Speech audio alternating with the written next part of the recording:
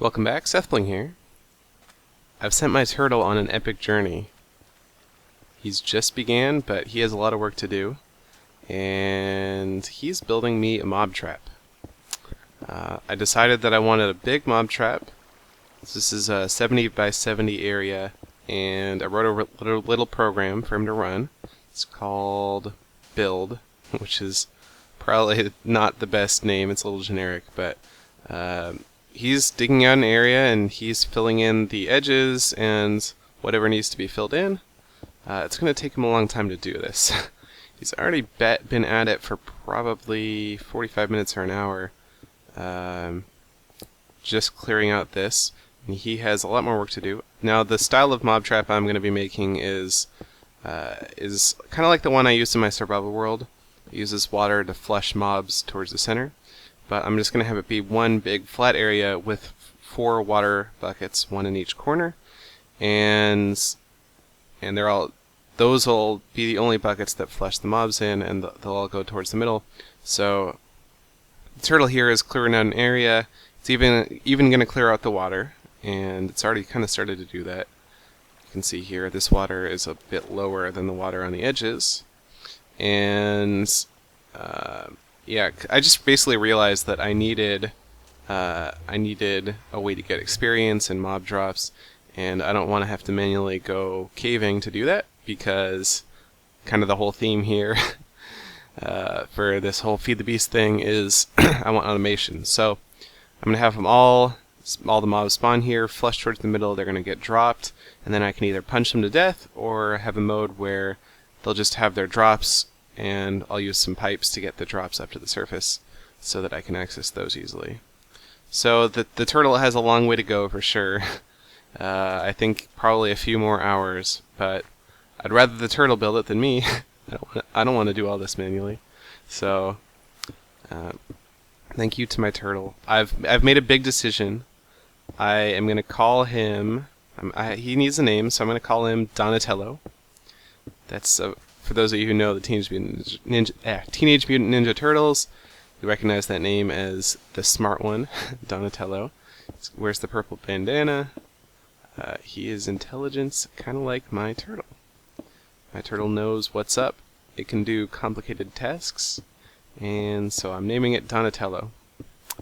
Alright, Donatello, get to work. I'll check back when a little bit more is done. Alright, so we can start to see the mob trap taking shape. You can kind of see the water will spawn in the corner and it'll flow down, and etc. My turtle over here, Donatello, is making his way along. He's dropping a lot of items. He started to use up some of the fuel I gave him, so I have to make sure I come in and refuel him every once in a while.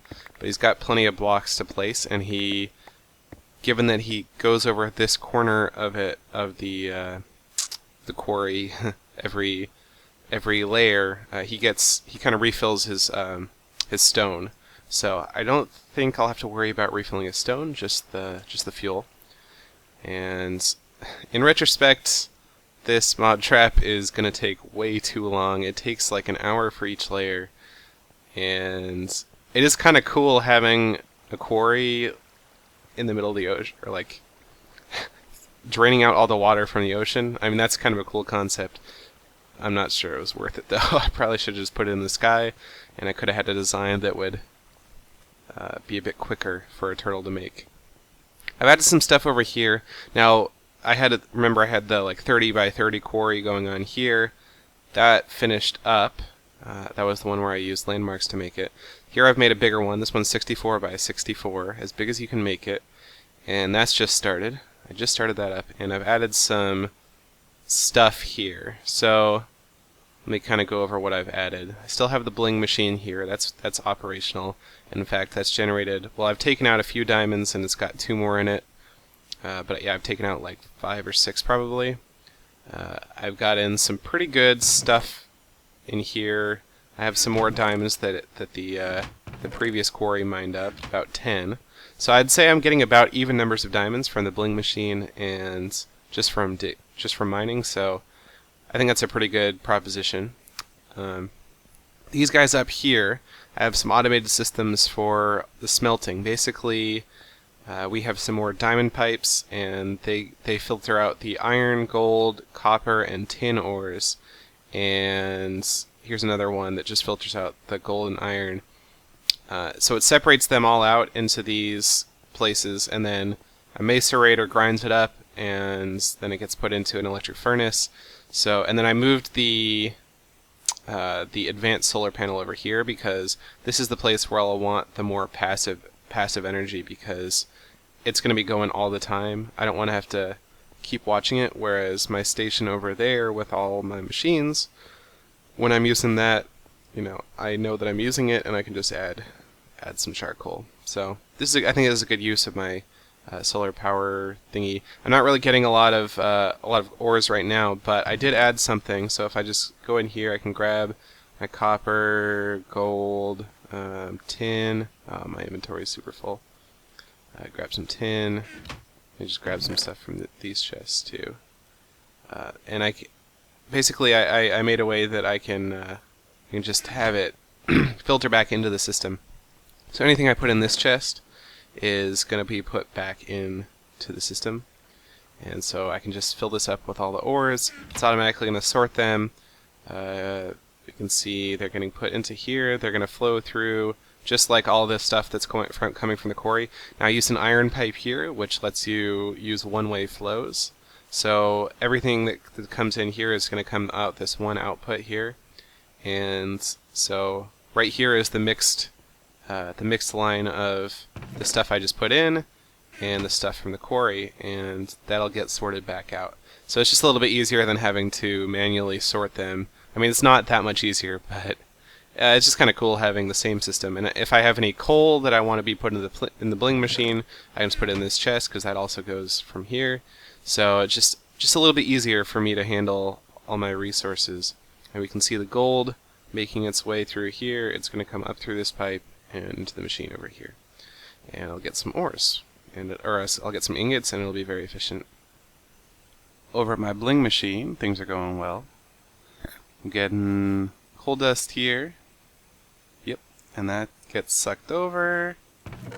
We just had a coal ball made, and in a minute that's going to turn into a compressed coal ball, and we'll have 8, and then we'll get a diamond out of this. So I already got quite a few. It's been a couple hours since we last checked in. Yeah, the turtle thing is still going. Yeah, I did not realize when I started this off that it was going to take so long. I could have calculated it if I had been so diligent.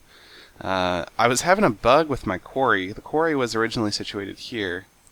My Minecraft crashed.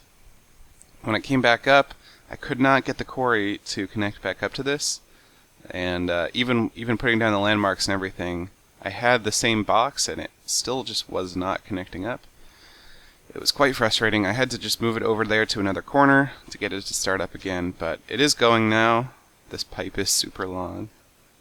So I made some modifications to the Turtles program. Originally, basically the way the program worked originally was that it was going to take the big cube here, extended downwards by about 20 layers, and it was just going to mine it all out and replace it with blocks. But that's really slow for the bottom layers, especially because they don't use the entire square area. I do still need to run through the middle in order to remove all the water and mine out anything that's in the middle, but I don't need it to run in the corners. So I wrote a little optimization into the program, and so he's now just basically, as he gets to the corners, he's just turning around real quick and coming back, which is way faster. It's gonna, for these last few layers, it's gonna cut down on the amount of time it takes by a lot. I was having a lot of problems with the turtle though. Every time that my Minecraft restarts, the turtle kind of loses all of its memory, has amnesia, and I have to kind of manually reset it, which is a huge pain because I have to do it all by hand. There's basically no help for me there. I could like write all the turtle state to a file if I wanted, but it would be a lot of work to get that set up. I don't know. I kind of wish that the turtle just remembered all of its state when the game reloaded, but doesn't seem like that's gonna happen anytime soon with Computer Craft. Where did he go? I haven't actually tested him for multiple layers. As far as I know, he should get to a corner and then kind of come back. I lost him. Donatello. Well, anyway, I'm gonna have him finish up the rest of this mob trap thing here, and it shouldn't take too long with the adjustments I made, and then we'll check back. All right, well here he is, Donatello, finishing up the job, just on the last layer. I gotta say, this took a lot more effort on my part than I thought it would.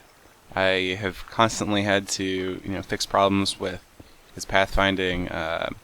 Sand was starting to get in the way, so I had to modify his algorithm a little bit for that. And each time I have to stop him, it's kind of a lot of work because I have to figure out how to get him to resume rather than starting over from scratch. Oh boy. But looks like he's just about done. And yeah, so the source code for this program is available in the video description, and it should work. If you have... if you run it and you stop it in the middle, for whatever reason, restart Minecraft, crashes, anything, good luck. I kind of know how to fix it because, I wrote the algorithm, but it'd probably be really hard for somebody else. So probably just have to start over. So I probably wouldn't recommend trying to use this program, but you might learn something by looking at the code.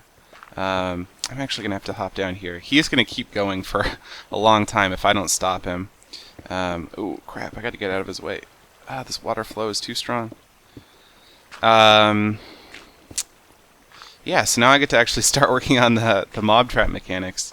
Once he finishes up here, I'm going to show you how it's going to work. A lot of you probably have figured it out already, but I'm going to make a hole in the middle here. Oh man, just 6 more blocks left. Come on, you can do it. Oh, yes. And done. Alright, I'm going to just terminate his program, make a little hole for him to go up through. Just get him out of there, and go up through it myself. Oh, man. This took way longer than I thought it would. Darn it. Way longer than I thought it would, and I would definitely have chosen a different way to do this if I was doing this again. I'm just gonna get him up out of here. Okay, good enough. Alright, so now I'll show you sort of how it's gonna work. Basically, there's gonna be 4 dispensers, 1 in each corner, and they're gonna drop a bucket of water. And the buckets, well, basically the water spreads out. The steps here are 7 blocks long, which is the perfect length for the water, and it basically just barely reaches over the edge and starts flowing down to the next one. And so you can see from that corner it got the entire quadrant of the mob trap, and as I continue to do this, the whole thing is going to be flooded when all 4 corners go off.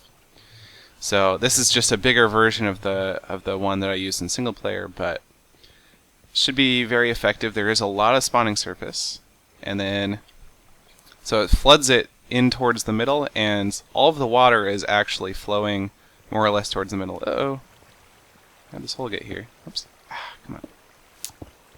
Alright, but it should recover. Yeah, so then it kind of pushes off to the side, but then once the 2 water streams meet, they do push in towards the middle. So it should actually do a pretty good job of flushing all the mobs towards the middle. But it's going to take a lot of work to get all the dispensers set up, and then I need a drop in the middle, and I haven't planned out exactly how I'm going to do that. I think what I'm going to do is have a hole that's kind of diamond shaped in the middle, and yeah, I'll probably just use that directly and have that go into a 23 block drop to damage the mobs. and I'll have sublevers that push and pull the landing pad for them so that I can control whether the mobs die or whether they live with half a heart. And then I'll have some redstone to control all that. And I will also probably have some obsidian piping. Obsidian piping will pick up items from the ground so that I'll be able to automatically pipe the items up when it's in kill mode. Pipe the items up to the top here so that I don't have to go down and retrieve them manually. So that'll be a bit of work, but I'm going to get to it, and I'll show you what I've got when I'm done. Oh, by the way, this advanced diamond drill is awesome. It's basically like just about like an efficiency for diamond pick, and yeah, it's really good. All right, I'm gonna get to work, and we'll be back in a bit. So this is interesting. I've got my signs all up here, and basically that lets the water flow in without going into the hole, so that the mobs will be pushed in. It's good.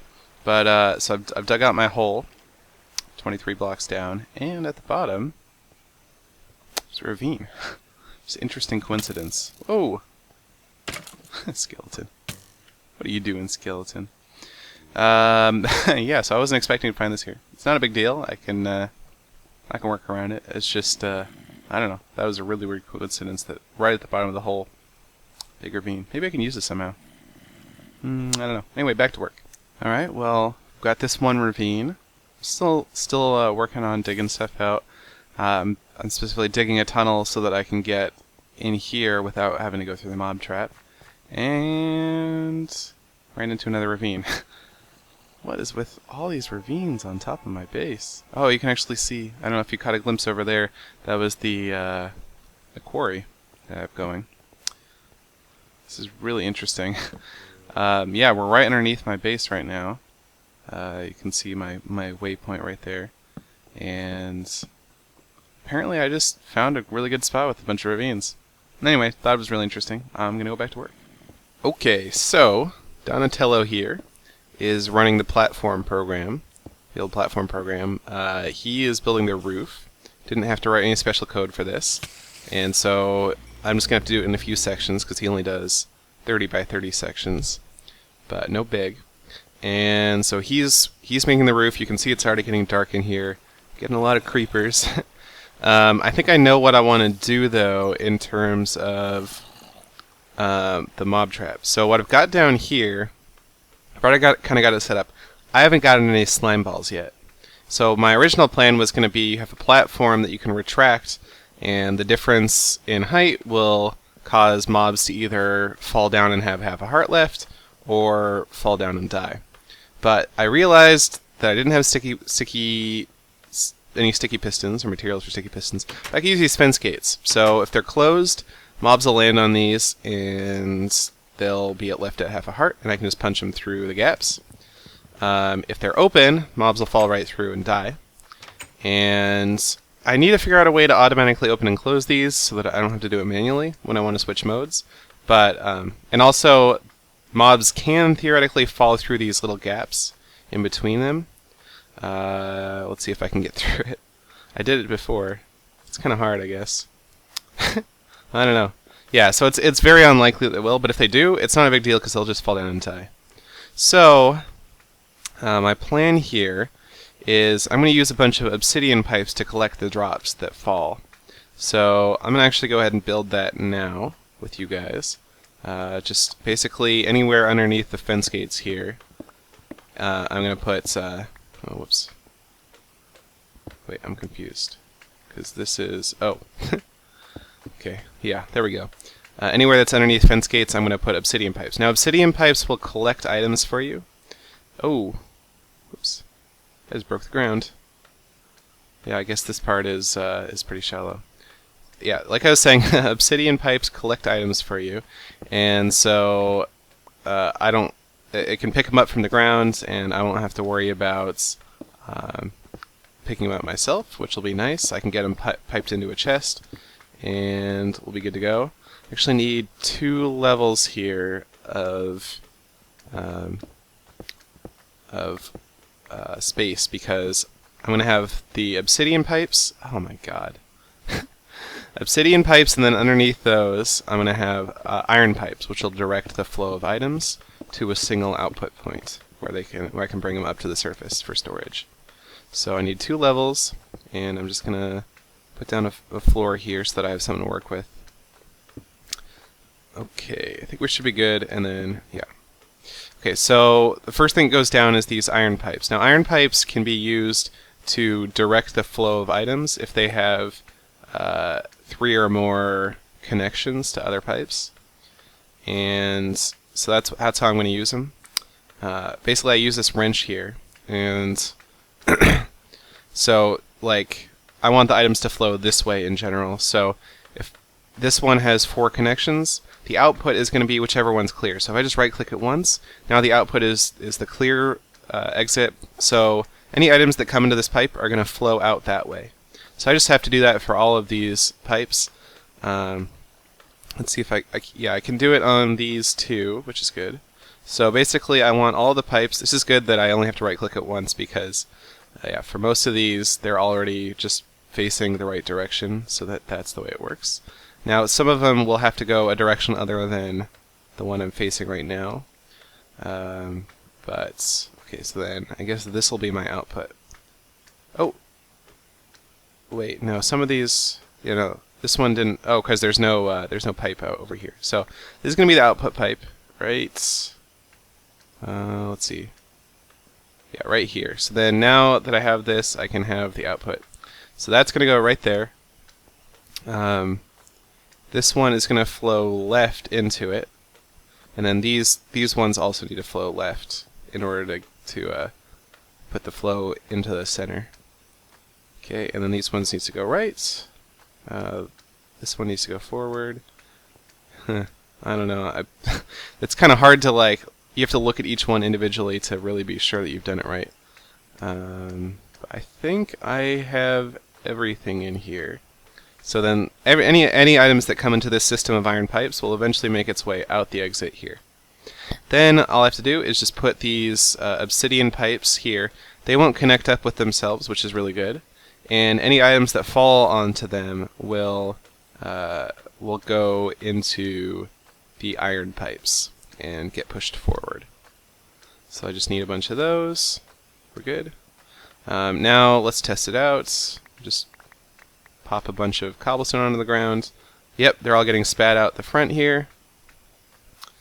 Seems good. Yeah, I don't see any spare cobblestone. I'm sure we'll notice eventually if something bad does happen. Then I guess I'll just bring this up here, and we don't even need a pump or anything. Just doing this will do it. And I'm going to bring the items all the way up to the surface from this mob trap. And so I'm just going to have a pipe going up. I've already cleared out the space for that, so it should be easy. And then we're going to have some chests to collect all the items to. I think I'll probably just have I'll probably have 1 or 2 collection chests. And then I might pump them out of that or use some diamond piping to sort all the items. Yeah, it's going to require a lot. It's going to be really slow getting all the items up here too. But we can do it. Okay, so then that goes up here and right here. Now any mobs that come through the system should be good to go. So got the button set up over here. This controls the water flow. So I'm going to go ahead and turn that on. And oops. And so that should push a bunch of mobs in towards the middle. And we can come over here. Yeah, we can kind of see it. A lot of the water, I guess. Oh yeah, it's just lagging. Okay. So that should push all the mobs that were over here in towards the middle. Oh, you know what though? All the fence gates were closed, so it's in experience mode right now. All right. Well, I'm going to turn off the water flow. I'm gonna have to set up a timing circuit for this in order to have it doing that automatically, so that it'll be constantly gathering all the mobs that spawn. Then I'll drop down here, and let's take a look at what we got. Should be some live mobs here. I bet some of the mobs died though too. Yeah, so here's some live mobs. I can just, oh, yeah, any mobs that do manage to drop down are just gonna die because the fall here is enough to kill them. Okay, so do we get any items into the pipe? Yes, I see an arrow right there. Oh, maybe I should clear out the space above it just so I can see the items in the pipe. Got stuck in the wall. Use my mining drill. This thing is super fast. And just clear this out. Well, I guess I'll have to relight the hallway too. But yeah, we can start to see all these like string and everything. So once I get the cover done on the mob trap system here, I also need to open up all those fence gates. But that should be good enough to get me all my mob drops up to the surface, and should be an automated system for doing everything. So that's really cool. This is something I would love to be able to do in Fiddle in Minecraft. Yeah, so I just have to open the chest or open the fence gates manually right now. I'm gonna see if I can figure out a way. So yeah, we can see all the items dropping into the obsidian pipes here. I have to see if I can figure out a way to get these to automatically open and close. It's a little bit hard because the wiring, you can't really put the wiring up next to them, and the ones in the middle, without blocking the fall path for the mobs. So, but as it is, it doesn't take that long to switch modes. And now any mobs that do fall down here just die, drop their items right into my pipe system, and I should start collecting a lot of stuff. Ooh, but I hear a slime somewhere. Ooh, I need slime stuff, but I don't know where it is. I might have to look around a little bit for that. But anyway, that's pretty much all there is to the pipe system. Yeah, I do need to go finish the turtle thing up on the top. Where is he? Yeah, so he's done with this section of the platform. I'll probably have to manually fill in some of these sections over here because he does it in 30 by 30 segments, and it needs to be done. I mean, it's a 70 block wide platform, so yeah, and then I just need to do a timing circuit, so I'll be right back with those. Alright, I think I know the timing mechanism that I want to use. So what I want is, I want a long delay in between each pulse of this thing. Basically every 5 minutes or so, I want this thing to turn on and off the water in here, to turn on and off for I don't know, a few seconds, 15 seconds maybe. So remember, when I push this button once, I get the water flow, and then when I push it again, I get that the water flow turns off. So we'll see the water flow. Yeah, okay. So I'm going to use a dispenser, and well, we'll do a little bit of experimenting while I'm doing this. Okay, so I've got a dispenser. I'm going to put just a bunch of items in there, and oh man, I miss creative mode where I can fly around and stay in midair and stuff, but it's good. So I'm going to use a fence with a pressure plate. This might not actually be high enough. We'll try it out. Okay, so there's going to be a fence here, and then another fence below that with a pressure plate on top. That's going to be the first detector that we use. Yeah, I think this should work okay. Okay. So that is going to detect the item. And then it's going to drop down into a water stream, and we're going to use soul sand to slow down the item. I think the other thing I need to do here is protect the top so that it doesn't fall out doesn't come out the top. Okay, so I think when we trigger this, do I have a button? I can make a button. All right, it's a button.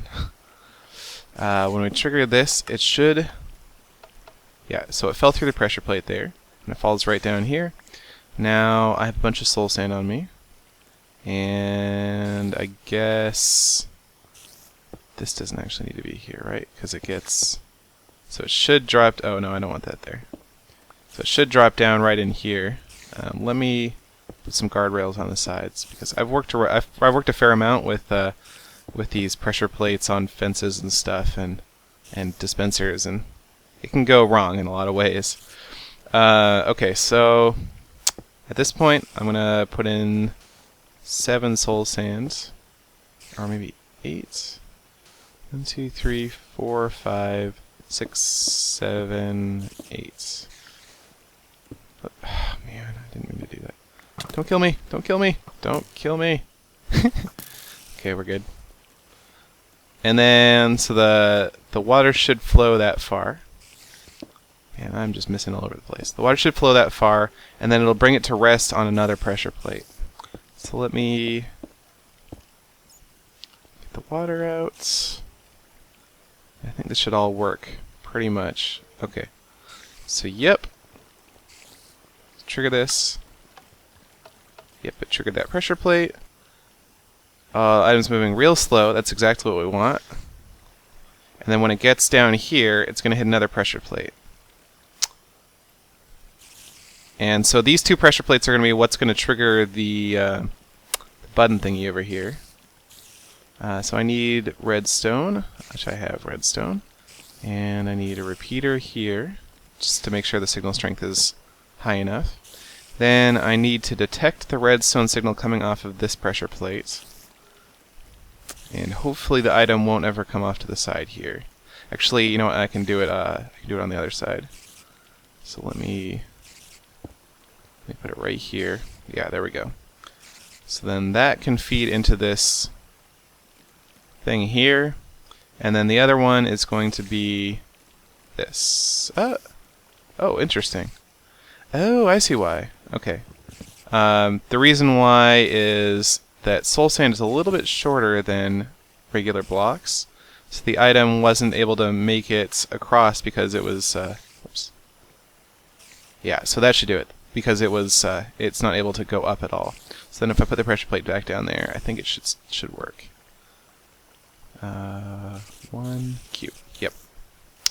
And okay, so it goes on there. So then this is also going to trigger it. Now this is going to stay on for about 5 minutes, which is what we want. Well, we don't really care if it stays on for 5 minutes. The other thing we need to do is make it so that when this turns off, that means the item has despawned, and we want that to trigger this dispenser again. So we can do that by just bringing the signal around here and putting an inverter in. Let's see. And I think, in fact, if I just put a redstone torch right here, that should do the trick. Yep. So that's triggered it. I think the water should be flowing right now. Let's take a look. Yep, so the water's flowing. Okay, now coming back here. Don't want to get too close. So once this hits the pressure plate, the water should stop flowing. I think that is what happened. Let's take a look. Water has stopped flowing. And yeah, and so this line right here is on. It's going to stay on for 5 minutes. When the line turns off, this torch will turn back on. It'll trigger the dispenser, and the cycle will repeat again. So this whole thing is automated now. Every 5 minutes, it's going to make the water flow. And if I come down into my pipe, I can probably see the pipe system pumping a bunch of items up. Hopefully. So let's see if we got anything. Yep. Okay, there's all the drops that we got from that cycle.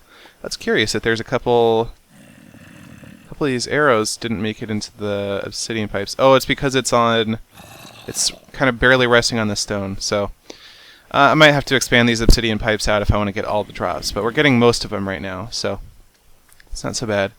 Oh, I guess I can kill this guy, or I can just open it up and he'll drop and die. So that works too. Oh, he was holding a string. Alright, so, I mean, that's pretty much it. The whole thing is automated now. I should be getting these mob drops automatically, and that makes me really happy. It took way too long to get it all set up, though. I would not recommend the approach that I took, but I definitely learned a thing or two about what I should and shouldn't do with my turtle with Donatello. I still have to finish up the roof here, but I'm going to do that on my own time. But yeah, we got some good building in, some good automation in, and I think it was pretty good episode overall. All right, well, I'm going to leave it there. Thanks for watching.